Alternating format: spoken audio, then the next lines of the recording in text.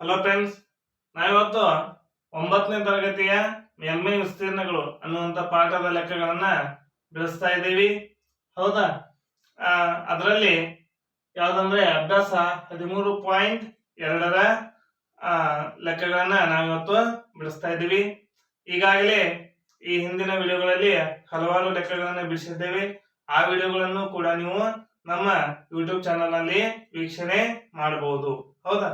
ಇವತ್ತಿನ ಈ ವಿಡಿಯೋದಲ್ಲಿ ನಾವು ಈ ಲೆಕ್ಕವನ್ನು ಬಿಡಿಸೋಣ. ಪ್ರಶ್ನೆ ಏನಿದೆ ಅಂತ ನೋಡೋಣ ಬನ್ನಿ. ಒಂದು ಲೋಹದ ಕೊಳವೆಯು 77 ಸೆಂಟಿಮೀಟರ್ ಉದ್ದ ಇದೆ. ಅದರ ಅಡ್ಡ ಸೀಳಿಕೆಯ ಹೊರ ವ್ಯಾಸ 4.4 ಸೆಂಟಿಮೀಟರ್ ಇದೆ. ಹೊರ ಪಾರ್ಶ್ವ ಮೇಲ್ಮೈ ವಿಸ್ತೀರ್ಣ ಕಂಡುಹಿಡಿಯಿರಿ. ಹಾಗಾದ್ರೆ ಇಲ್ಲಿ ಏನ್ ಕೊಟ್ಟಿದ್ದಾರೆ ಅಂದ್ರೆ ಒಂದು ಕೊಳವೆ ಯಾವ ಆಕಾರದಾಗ ಇರ್ತಾ ಇದೆ ಅಂದ್ರೆ ಸಿಲಿಂಡರ್ ಆಕಾರದಲ್ಲಿ ಇರ್ತಾ ಇದೆ. ಹಾಗಾದ್ರೆ ಇದು ಯಾವುದರ ಮೇಗಿಂದ ಒಂದು ಲೆಕ್ಕ ಅಂದ್ರೆ ಸಿಲಿಂಡರ್ ಆಕೃತಿಯ ಒಂದು ಲೆಕ್ಕ. ಆ ಕೊಳವೆ ಅಂದ್ರೆ ಸಿಲಿಂಡರ್ ಆಕೃತಿ, ಅದು 77 ಸೆಂಟಿಮೀಟರ್ ಉದ್ದ ಇದೆ. ನೋಡಿ, ಉದ್ದ ಅಂದ್ರೆ ನಾವಿಲ್ಲಿ ಏನಂತ ತಿಳ್ಕೊಬೇಕು, ಎತ್ತರ. ಇದು ಏನಾಯ್ತು, ಎತ್ತರ. ಅದರ ಅಡ್ಡ ಸೀಳಿಕೆಯ ಹೊರ ವ್ಯಾಸ ಅಂದ್ರೆ ಡಯಾಮೀಟರ್, ಅದೆಷ್ಟಿದೆ, 4.4 ಸೆಂಟಿಮೀಟರ್ ಇದೆ. ಅದರ ಪಾರ್ಶ್ವ ಮೇಲ್ಮೈ ವಿಸ್ತೀರ್ಣವನ್ನ ಕಂಡುಹಿಡಿಯಬೇಕಾಗಿದೆ. ಹಾಗಾದ್ರೆ ಕೊಟ್ಟಂತ ದತ್ತಾಂಶಗಳನ್ನ ನಾವೀಗ ಬರೆದುಕೊಳ್ಳೋಣ. ಉದ್ದ ಅಂದ್ರೆ ಎತ್ತರ, equal to h 4.4 centimetre. 4.4 centimetre. ಹೊರ ವ್ಯಾಸ ಅಂತಂದ್ರೆ ನಮ್ಗೆ ಈಗಾಗಲೇ ಗೊತ್ತಿದೆ, ವ್ಯಾಸ ಈಕ್ವಲ್ ಟು d 4.4 ಸೆಂಟಿಮೀಟರ್. ನಮಗೆ ಈಗ ಏನ್ ಬೇಕಾಗಿದೆ ಅಂದ್ರೆ ತ್ರಿಜ್ಯವನ್ನ ತಿಳ್ಕೊಬೇಕು ನಾವು. ತ್ರಿಜ್ಯ ಅಂದ್ರೆ ರೇಡಿಯಸ್. ಹೌದಾ? ತ್ರಿಜ್ಯ ಅಂದ್ರೆ ರೇಡಿಯಸ್. ಹಾಗಾದ್ರೆ ಇದನ್ನ ಯಾವ ರೀತಿಯಾಗಿ ಕಂಡುಹಿಡಿದು ಅಂದ್ರೆ ತ್ರಿಜ್ಯ ಯಾವತ್ತಿದ್ರು ವ್ಯಾಸದ ಅರ್ಧ ಇರ್ತಾ ಇದೆ. ಹಾಗಾದ್ರೆ ಇದನ್ನ ಏನ್ ಮಾಡ್ಬೇಕು, ಅರ್ಧ ಮಾಡ್ಬೇಕಂದ್ರೆ ಇದನ್ನ 2 ಭಾಗಿಸಬೇಕು. 2 ಅಂದ್ರೆ 2 ಇಲ್ಲಿ ನೋಡಕ್ಕೆ ಏನಾಯ್ತು, ಪಾಯಿಂಟ್. ಹಾಗಾದ್ರೆ 2.2 ಸೆಂಟಿಮೀಟರ್. ಎಷ್ಟು ಬಂತು? 2.2 ಸೆಂಟಿಮೀಟರ್ ತ್ರಿಜ್ಯ. ಹೌದಾ? ಅಂದ್ರೆ ಇತರ ಡಬಲ್ ಏನಿರ್ತಾ ಇದೆ, ವ್ಯಾಸ ಇರ್ತದೆ, ವ್ಯಾಸದ ಅರ್ಧ ತ್ರಿಜ್ಯ ಇರ್ತಾ ಇದೆ. ಈಗ ನಮ್ಗೆ ಏನ್ ಬೇಕಾಗಿದೆ, ಹೊರ ಪಾರ್ಶ್ವ ಮೇಲ್ಮೈ ವಿಸ್ತೀರ್ಣ. ನೋಡಿ, ಹೊರ ಪಾರ್ಶ್ವ ಮೇಲ್ಮೈ ವಿಸ್ತೀರ್ಣ. ಹಾಗಾದ್ರೆ ಪಾರ್ಶ್ವ ಮೇಲ್ಮೈ ವಿಸ್ತೀರ್ಣ ಕಂಡುಹಿಡಿಯುವುದು ಯಾವುದರದು?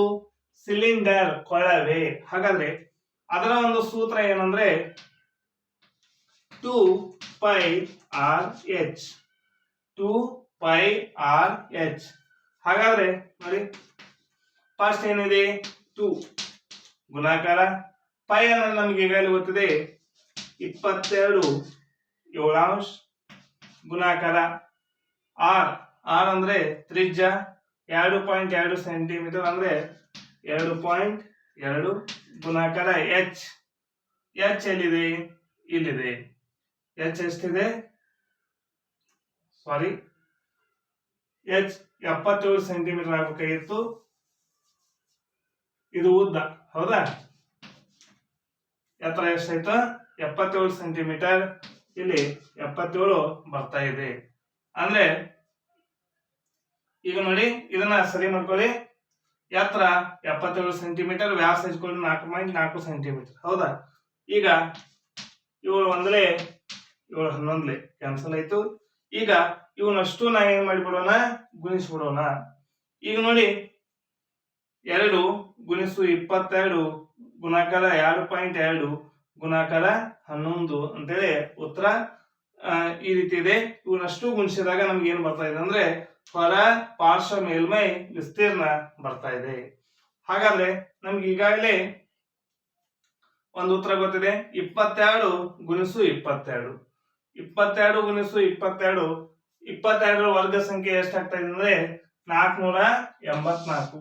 ಹಾಗಾದ್ರೆ 22 ಗುಣಿಸು 22 ಏನಾಗ್ತಾ ಇದೆ, 484 ಆಗ್ತಾ ಇದೆ. ಇದನ್ನ ಗುಣಿಸಿದಾಗ ಇದಕ್ಕೆ ನಾವೀಗ ಏನ್ ಮಾಡೋಣ, 11ರಲ್ಲೇ ಗುಣಿಸೋಣ. ಯಾವ್ದ್ರಲ್ಲೇ ಗುಣಿಸೋಣ? 11ರಲ್ಲೇ ಗುಣಿಸೋಣ. 11 4 44, 11 4 44 ಆಯ್ತು. 11 8 88, 88ಕ್ಕೆ 4 ಕೂಡಿಸಿದಾಗ 92 ಆಯ್ತು. 11 4 44, 44ಕ್ಕೆ 9 ಕೂಡಿಸ್ಬೇಕಾಗಿದೆ. ಈಗ ನೋಡಿ 44ಕ್ಕೆ 10 ಕೂಡಿಸಿದ್ರೆ 54 ಆಯ್ತು. 54ರಲ್ಲಿ 1 ಕಳೆಯೋಣ, ಎಷ್ಟಾಯ್ತು? 53 ಆಯ್ತು. ಈಗ ಇದನ್ನ 3 ಗುಣಿಸಿದ್ವಿ. ಆಮೇಲೆ ಇನ್ನೇನು ಇತ್ತು? 2. ಇದಕ್ಕೆ ಗುಣಾಕಾರ 2. ಇದನ್ನ 2ರಿಂದ ಗುಣಿಸೋಣ. 2 4 8, 2 2 4, 2 3 6, 2 5 10. ಹಾಗಾದ್ರೆ ಇಲ್ಲಿ ಎಷ್ಟು ಬರ್ತಾ ಇದೆ? 1 0 6 4 8. ಇಲ್ಲಿ ನೋಡಿ, ಇಲ್ಲಿ ಇನ್ನೊಂದು ವಿಷಯವನ್ನ ತಿಳ್ಕೊಬೇಕು ನಾವು. ಇಲ್ಲಿ ಒಂದು ಪಾಯಿಂಟ್ ಇದೆ. ಪಾಯಿಂಟ್ ಅಂದ್ರೆ ಒಂದು ಸ್ಥಾನ ಬಿಟ್ಟು ಪಾಯಿಂಟ್ ಇದ್ರೆ ಒಂದು ಸ್ಥಾನ ಬಿಟ್ಟು ಪಾಯಿಂಟ್ ಕೊಡಬೇಕಾಗ್ತಾ ಇದೆ. ಹಾಗಾದ್ರೆ ಎಷ್ಟಾಯ್ತು? 1064.8 ಚದರ ಸೆಂಟಿಮೀಟರ್. ಚದರ ಸೆಂಟಿಮೀಟರ್ ಅಂತೇಳಿ ಉತ್ತರ ಬರ್ತಾ ಇದೆ. ಈ ರೀತಿಯಾಗಿ ನಾವು ಉತ್ತರವನ್ನ ಕಂಡು ಹಿಡಿದಿದ್ದೀವಿ. ಈ ವಿಡಿಯೋ ನಿಮ್ಗೆ ಇಷ್ಟ ಆಗಿದ್ರೆ ಲೈಕ್ ಮಾಡಿ, ಶೇರ್ ಮಾಡಿ, ಸಬ್ಸ್ಕ್ರೈಬ್ ಆಗಿರಿ. ಹೀಗೆ ನಮ್ಮೆಲ್ಲ ವಿಡಿಯೋಗಳನ್ನ ನೋಡ್ತಾ ಇರಿ. Thank you.